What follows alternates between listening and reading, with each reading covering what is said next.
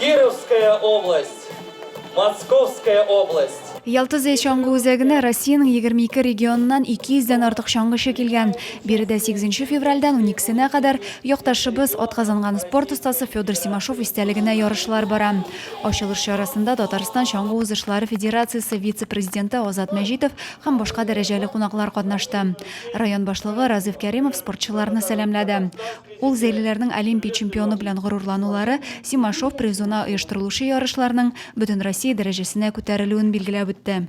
Я желаю вам хорошей борьбы, пусть побеждает сильнейший.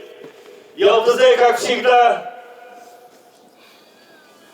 на хорошем уровне подготовил и трассу, и проживание, и питание, из года в год только улучшаем. Татарстан җыелма командасы составында Федор Симашов исемендәге спорт мәктәбе шаңгычылары Вадим Бирюков һәм Данил Нихаев катнаша.